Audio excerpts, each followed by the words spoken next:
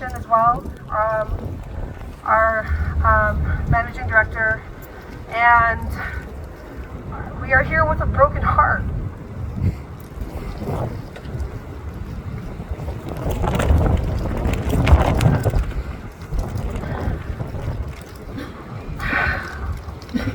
Sorry.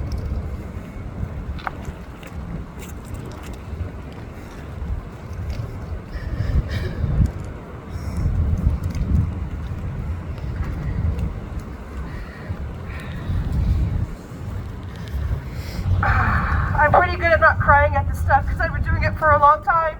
So you know how tragic and horrific this is for us. And it really hits home because we've been working really hard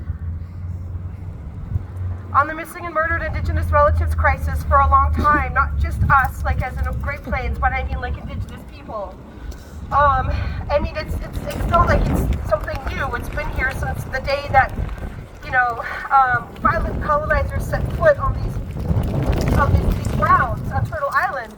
It's not like it's something that just happened in recent time. It's been happening since they came. So the violence towards Indigenous bodies is not new. The violence towards LGBTQ, two-spirit, non-binary folks is not something new. Violence towards women is not something new. Where does this stem from? Where does it come from? Again, I feel like I'm repeating myself like when I'm talking about reproductive liberation, but it's the same thing every fucking time.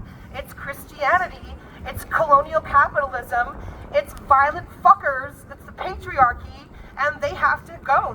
We have to make them stop. And so that's why we're here today, not just to memorialize and to celebrate Nex's short life, but to affirm that we are strong in who we are as a community and know that we can take these fuckers down and we can stop Christian nationalism, fundamentalism, and extremism, and all that bullshit that's supposed to be separate from the government. The church and state have never been separate in this country, because if it was, we wouldn't have bans on abortion, and we wouldn't have children being murdered for being trans or non-binary or LGBTQ or two-spirit or any of those things. That wouldn't be happening if we had done that. We'd have legislation in place to protect people. So that's why we're here today. We're here to stand in power, and we're here to stand for Nex and for all the children that are in harm's way right now. And we have to be strong here in Iowa, because Iowa is come on, man. Like, I mean, it's little Florida.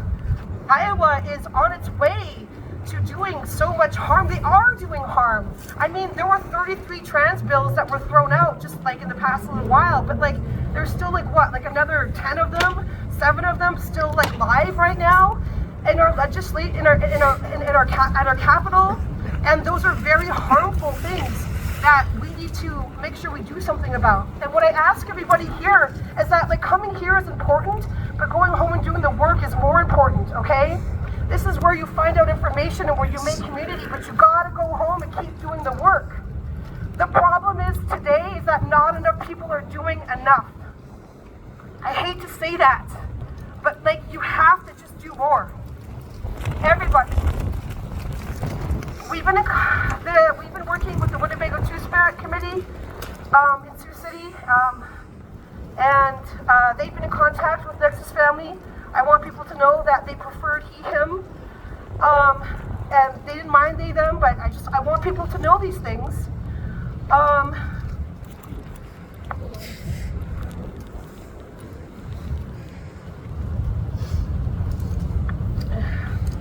They identified as non-binary, but they had only been, talking about this, from what we know, for, about a month, 28 days supposedly, publicly, right?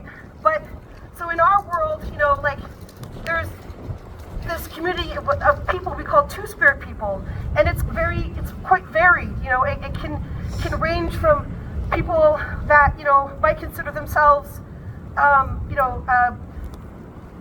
non-binary or lesbian or queer to trans, right? Like, it's a very, sometimes it's a contentious name as well.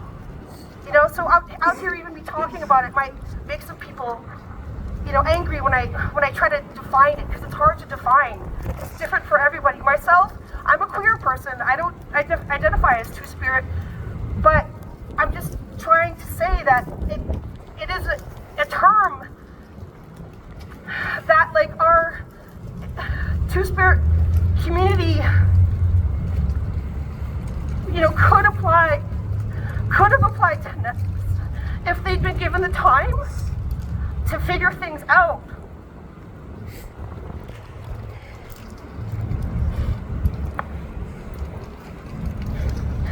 I want to talk about schools now, because these schools have never been safe for Indigenous people.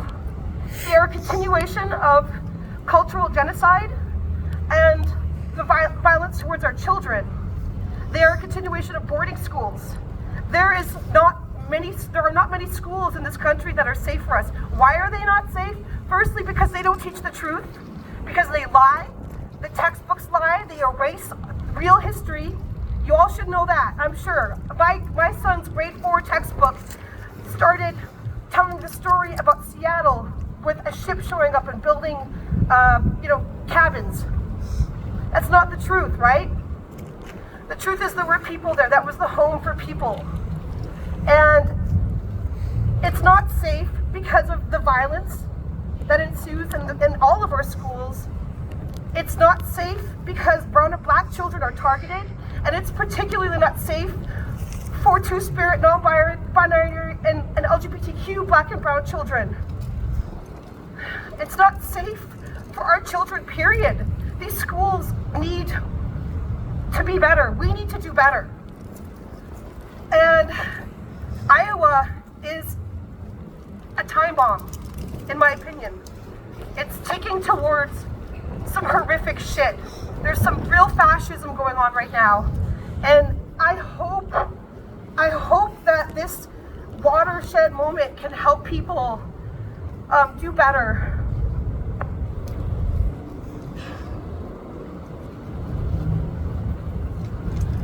And lastly, I want to say that being non-binary and two-spirit and LGBTQ, it's so hard in this world. It's so hard that even our own tribes have taken on that bullshit, that colonial mindset, that Christian mindset. It's evil. And that even the Choctaw tribe is not coming to Nex's defense. And I am hurting because of that. That is some bullshit right there. And I want you to know that it's not just something that our white communities need to deal with. It's everywhere. Hate towards people that are different from whatever this society deems normal is everywhere. And I'm so glad that there's a good turnout here today. Hi, Chatamahan, thank you for listening. Thank you. Thank you.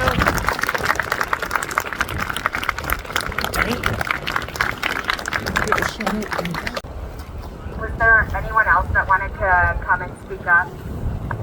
Come on.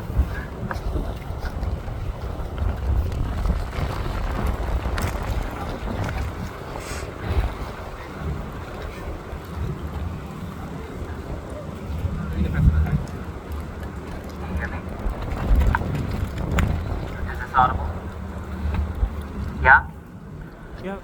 Okay. Yeah, my name's Glenn. I'm 26 years old. I am a transgender teacher in the state of Iowa. And I could barely function at work yesterday because of what I was thinking about next. When I left a staff meeting because I knew that I could not share my sorrow with my colleagues without being called unprofessional,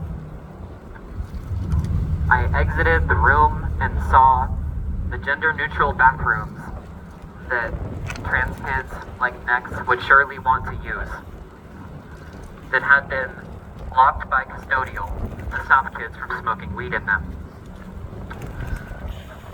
And the priorities there are clear, right?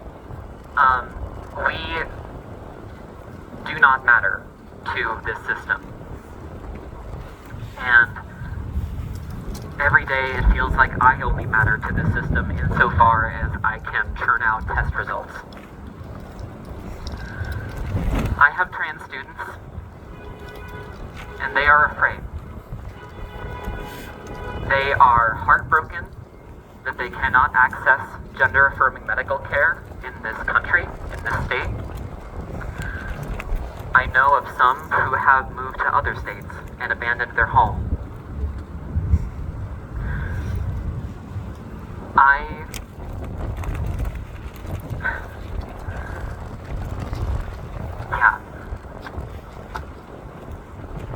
I'm not sure if I have much else to say. Thank you.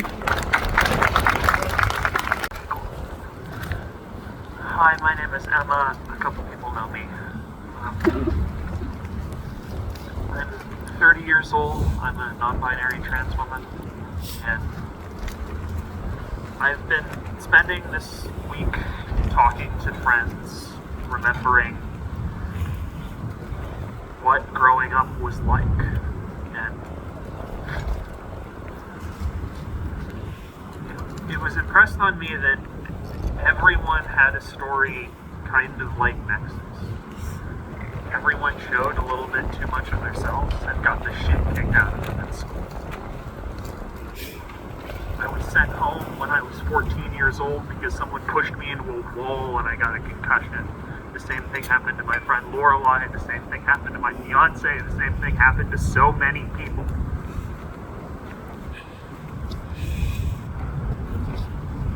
And what I wanted when I was 14 years old was for someone to fight back for me. Because I wasn't strong enough to do it then. I know that this community sticks up and fights for these kids and for ourselves. And I know that it takes risks. 12 people, including myself, have been arrested fighting these laws and this action in Iowa this year. If you don't consider yourself part of the trans community, but consider yourself an ally, fight. That means standing up against these laws if they come into practice. That means breaking them. I know you're scared. How the fuck do you think these kids feel? How the fuck do you think we feel? You do everything you can for these kids. Because this state gives up on them, and these schools give up on them, and leave them for dead. And don't even call them an ambulance when they can't walk.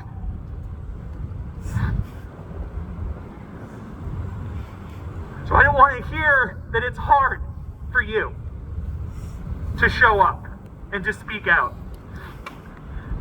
and support the kids in your life. Because you have no idea what it's like for them.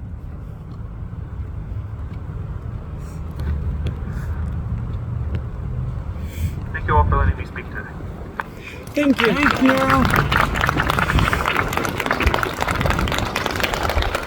Can y'all hear me? Yes. Okay, my name is Vicky Thirthani. I am a 21-year-old trans woman, formerly a trans teenager, and looking through a lot of the stuff about Nex, it resembles a lot of my childhood. And like, again, they were a fucking kid. They like The Walking Dead. They like playing Minecraft. They like just doing stuff that normal kids would do. And like, I'm exhausted having to listen to the same stories over and fucking over. Friends of mine are fucking angry. Friends of mine have fucking been arrested. Friends of mine have been... And I can't take... Well, every trans person I know is exhausted. We have been fighting for this, to prevent this shit over and fucking over. These institutions have fucking failed us. And we need to rely on each other more than ever. Look around you. These are the only fucking people that will help. And allies, step the fuck up or don't you dare call yourself a goddamn ally. Thank you.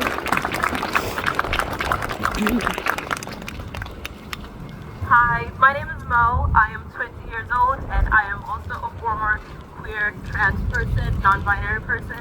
And I am glad I made it to 20 because at 14 I was not sure I would make it.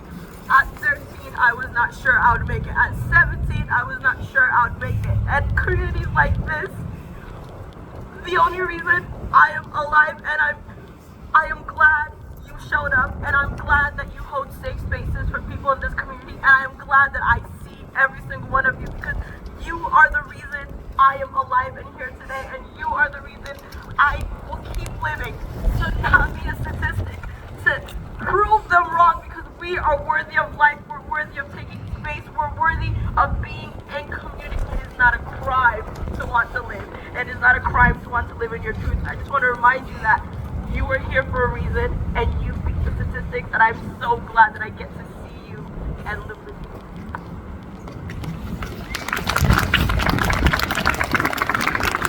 Thank you.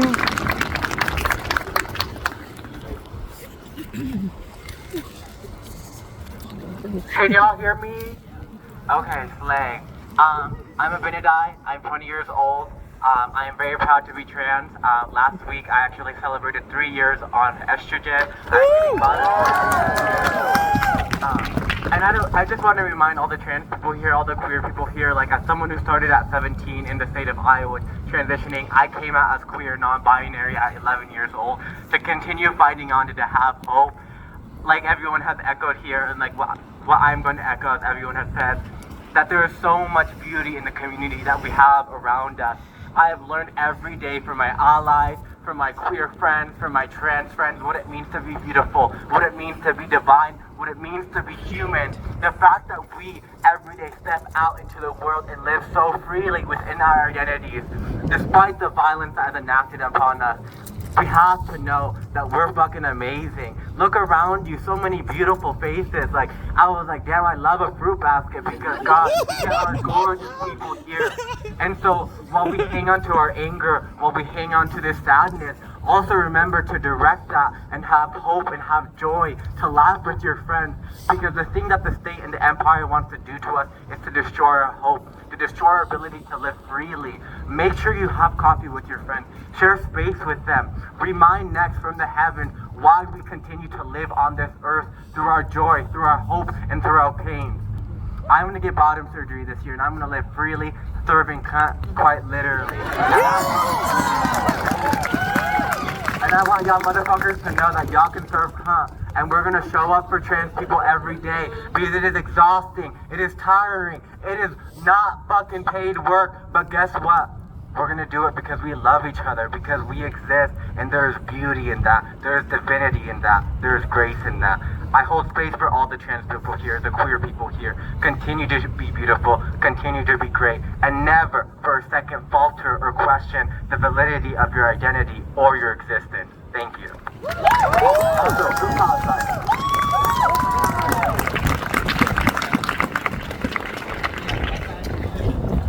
Hello.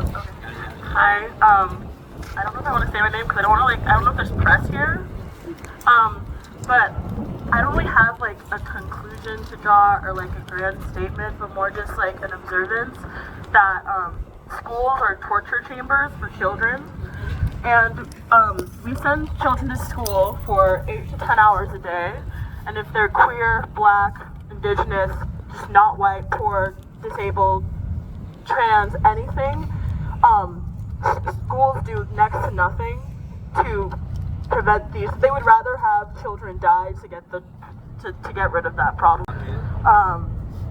Pushing children back into a closet like the state of Iowa is trying to do by making gender transition illegal for youth is not going to change these children's minds. It's either you leave or you die. You either survive it or you die.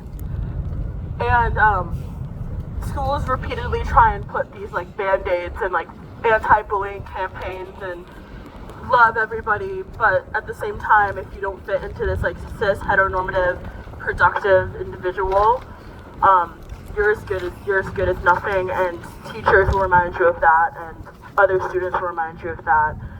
There's really bad gender politics in schools where, like, for example, trans kids like Nex, if they're being bullied by a bunch of girls, nothing will be done because for some reason people think that children, because of specific gender identity, can't commit heinous acts. There's also ideas that boys will be boys that leave a lot of young trans women bullied as well, a lot of queer trans kids. And I think it's just very important for parents and teachers, whether you have queer kids in your life or not, to look for the signs and know that it's not as simple as children just being children, and these things lead to people dying, and it leads to lives being changed and impacted in extremely negative ways that people grow up and haven't even gotten over yet.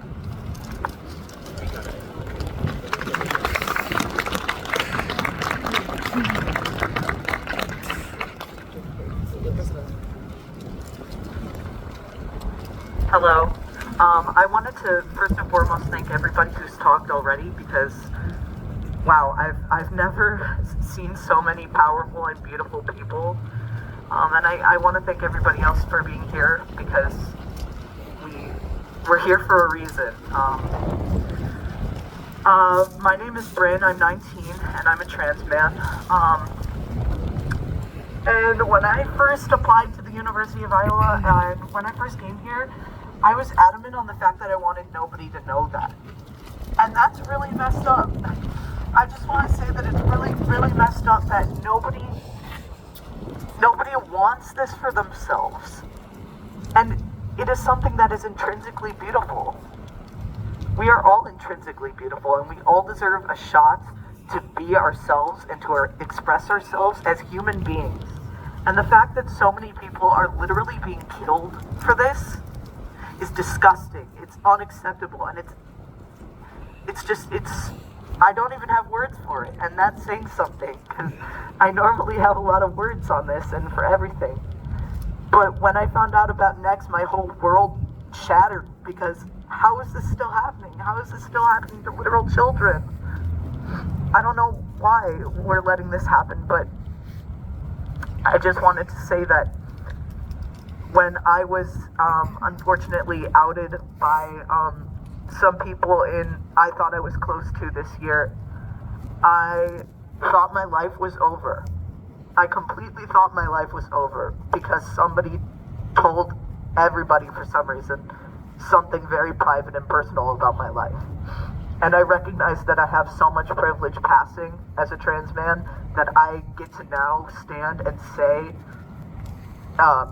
here, like, come out to you guys and let you know that that I'm one of all of you, and there's so much beauty in all of you and all of us. I'm sorry I'm rambling. I'm so sorry for that. I just Okay. thank you. You got this! Thanks, guys. I've never felt